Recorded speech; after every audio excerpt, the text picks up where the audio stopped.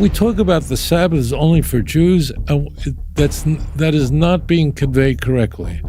I did an interview with Rabbi Mendel Kessin just a few days ago, where he believes that Trump has a messianic role. No world leader in history has ever called upon the Jewish people to observe Shabbos. Most people reading the headlines will never see it. The reporters covering this story didn't catch it, but you're about to. And once you see it, you can't unsee it. And you'll understand why I'm telling you that this matters, even though it's not what you think it is. Okay, so here's what's strange. The mainstream coverage focuses on one paragraph, but that paragraph right next to it is the one I want you to see. So let me show you both, and then we'll find that one word together. By now, everybody knows that Trump announced that this Shabbos should be kept by all Jews. But there's something about his script which many Christians picked up on and many rabbis overlooked. So we're going to look at what everybody missed about Trump's proclamation, which could be very, very surprising and very problematic. And then, once we understand the problem, we're going to take a look at Rabbi Tovia Singer explaining how this works. Let's take a look. By virtue of the authority vested in me by the Constitution and the laws of the United States, do hereby proclaim May 2026 as Jewish American Heritage Month. I call upon Americans to celebrate the heritage and contributions of Jewish Americans and to observe this month with appropriate programs, activities, and ceremonies. I further call on all Americans to celebrate their faith and freedom throughout this year, during this month, and especially on Shabbat, to celebrate our 250th year. This is remarkable, I'd say, for a few reasons. First of all, you should know that I did an interview with Rabbi Mendel Kessin just a few days ago, where he believes that Trump has a messianic role. He's not the Messiah, but he believes, carrying the mission of Esav, whose role was to assist the Jewish people in their divine mission. And he believes that is who Trump is. And Trump has been, I'd say, incomparable as a friend to the Jewish people. So before I tell you the problem with this statement, I want you to check out this next clip, and then we're going to get to how the Christians are interpreting this, and then Rabbi Tovia Singer explaining and unpacking what's really going on. Stick with me. In honor of the 250th year of the United States of America, and in recognition of the contribution that the Jewish people have made to the history of the United States of America, President Donald Trump has proclaimed a Jubilee celebration, Rededicate 250, and has called upon the Jewish people to observe a national Shabbos. No sitting president has ever called upon the Jewish people to observe a Shabbos. In fact, no world leader in history has ever called upon the Jewish people to observe Shabbos. Shabbos proclaims to the world that the Jewish people are the beloved children of Hashem. But yet, there's something very disturbing about Trump's statement, which has been overlooked. So let's take a look at this next clip, and then we'll get to Rabbi Singer explaining this very point. On May the 4th, 2026, President Donald Trump signed the Jewish American Heritage Month proclamation. Standard issue. Every president since George W. Bush has signed one in May. But this one had something different in it. Buried in the middle of the document, this paragraph, and I want you to read it with me because the wording matters. In special honor of 250 glorious years of American independence, and on the weekend of Rededicate 250, a national jubilee of prayer, praise, and thanksgiving, Jewish Americans are encouraged to observe a national Sabbath from sundown May 15 to nightfall May 16. Friends, families, and communities of all backgrounds may come together in gratitude for our great nation. Read it again. Sundown May 15 to nightfall May 16. That's not a generic day of rest. That's not Sunday. That's the seventh-day Sabbath, the biblical Sabbath, the one in the fourth commandment. And the President of the United States just called it the entire nation to observe it But that's not the word I want to show you. That's just the setup. The word is in the next paragraph, the one almost no one quotes. And once I read it, you'll see exactly why this is bigger than any news makes it sound. This is it. I further call all Americans to celebrate their faith and freedom throughout this year. During this month, especially on Shabbat, to celebrate our 250th year. There it is. The word is all. All Americans, not just Jewish Americans, all Americans on Shabbat throughout the year. Stop and think about that for a second. When was the last time a sitting president of the United States called every single American to observe the seventh-day Sabbath? The answer is never. Not George Washington, not Abraham Lincoln, not Reagan, not Obama, not Bush, never. This has never happened in American history. So, my friends, by now you've figured out the problem. The problem is that Trump didn't just say that Jews should keep the Sabbath. He said that all Americans should, on Shabbat, on the seventh day, recognize that it is Shabbos. And my question is, don't we know the Jewish law, that the Jewish law says that a non-Jew cannot keep Shabbat, and that Shabbat is a covenant with God?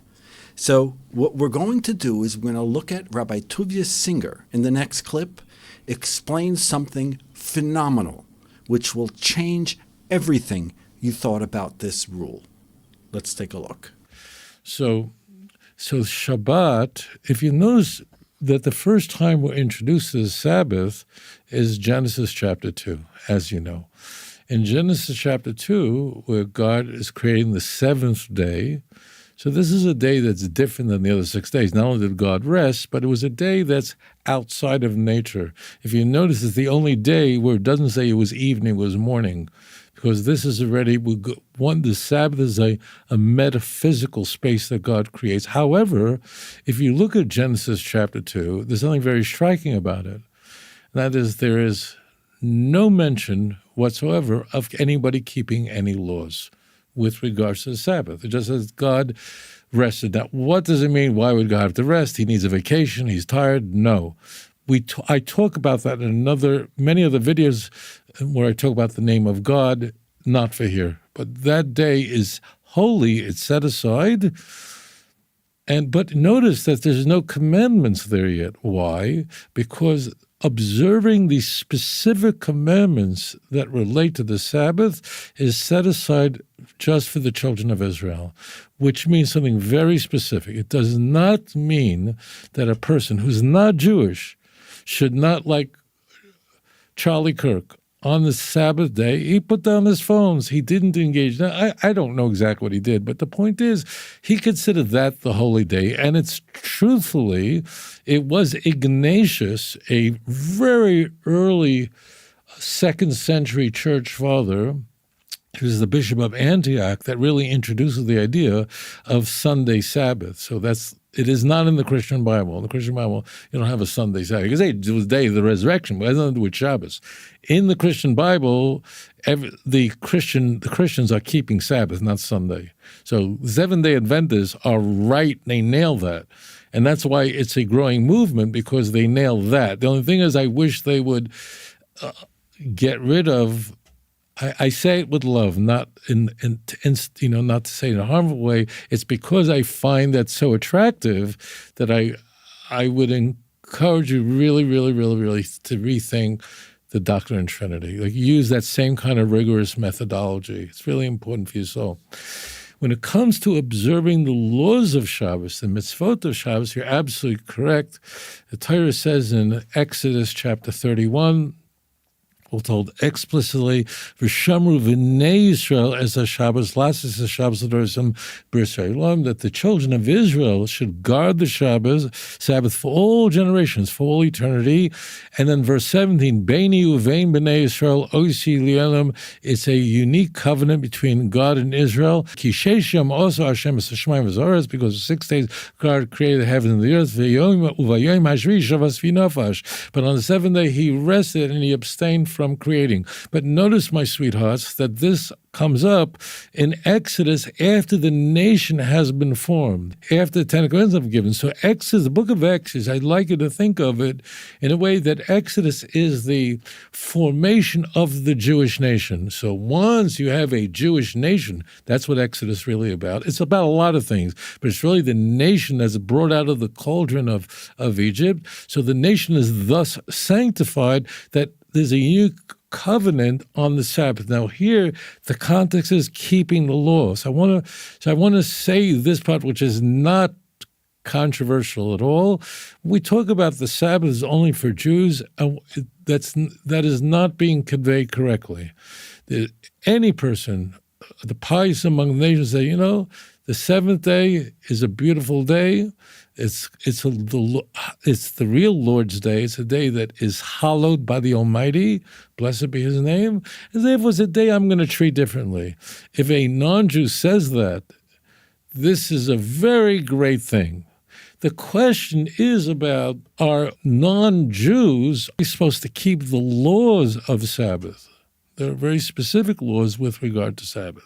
There are different opinions about this. So generally speaking, the opinion is that only a Jew, only the children of Abraham, Isaac, and Jacob should observe the actual commandments of the Sabbath, but there are different opinions about this. So I want to just say my view on this, okay? There are different views on this precise point. Because it's not one of the 7 Noahide laws that a non-Jew has to make sure to violate the Sabbath. So if a non-Jew there really are different views on this. It is universal that the laws of Sabbath is incumbent upon the Jewish people alone. If a non-Jew decides that he's going to read a book Friday night and the candles happen to already be lit in his house, so it's all illuminated, and then he goes to sleep, and the next day he's reading, and then the next day he has a cookie, and then he has a tuna fish sandwich. It just happens to be that for 24 hours straight, or 25 hours straight, he just didn't violate the Shabbat. He didn't violate anything. He's not obligated to go and just light a fire and carrying all over the place. He's not obligated to do that. Okay, however, this is really what's forbidden to a non-Jew. And that is to say that the covenant of keeping and observing the laws of Shabbat was given to the non-Jews as well. Okay. Now, again, there are a number of opinions on this, but this is my view of this. That is, if a non-Jew there are many people who are not Jewish who just happen to be that they happen to not do anything. They don't feel like it's a holy day. I'm going to just enjoy myself. They read a book. They talk to their wife. They play with their kids. They never violate Shabbos. They don't violate anything, which is very easy to do because you're just eating and enjoying your family and so on. You're not obligated to go light fires and turn light switches on and carrying. They're not obligated to do that. The only thing that is forbidden, in my view, there are some people who think that they have to violate Sabbath. This is not my view at all. It's just that what is forbidden is that a non-Jew should not say that the Sabbath laws are obligatory on the nations of the world. But they must recognize that this is a unique covenant given to the Jews. Okay? That's all. That's all it is. Not have to go nuts and figure out a way to violate the Sabbath. Not how we do it. And it's a very nice thing if a non-Jew says, you know what, the seventh day is Sabbath. I read Genesis chapter 2, and I think it's a holy day, and I'm not into this whole Sunday business at all. So there you have it, my friends. There's the Shabbos that the Jews keep, and then there is a certain type of Shabbos where the non-Jews could keep, and that is recognizing that God created the world in 6 days. But there's something I need to add, and this is very important. You see, in the first set of tablets that Moses got from God, it said that we keep the Shabbos because God created the world in 6 days. But yet, in the second set of tablets, after we sinned, it says that we keep the Shabbos because we came out of Egypt. Now, that date superseded the creation of the world.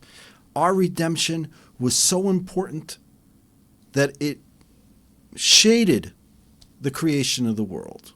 But yet, the non-Jews who didn't experience the Exodus can recognize that God created the world in 6 days. And that perhaps is what would explain why Trump was asking the entire world, entire American people, to recognize that God created the world in 6 days. And obviously, for the Jews, to keep Shabbos would mean from sundown till sundown, according to the Torah. If you want to learn more about Shabbos, I suggest getting a Jewish Tanakh, looking up Art Scroll, go to a Jewish bookstore. You can find many books. There's a great book by Rabbi Aryeh Kaplan called Shabbos that explains a general idea of what Shabbos is. And there are plenty of good books at local Jewish bookstores that you can all go to, read up about Shabbos, and let's see if we can get this Shabbos to be something that will change the course of Jewish history. Thank you for watching. Shabbat Shalom. Have a great week. And may we witness the coming of the redemption in our times, in our days, right now, here in Jerusalem.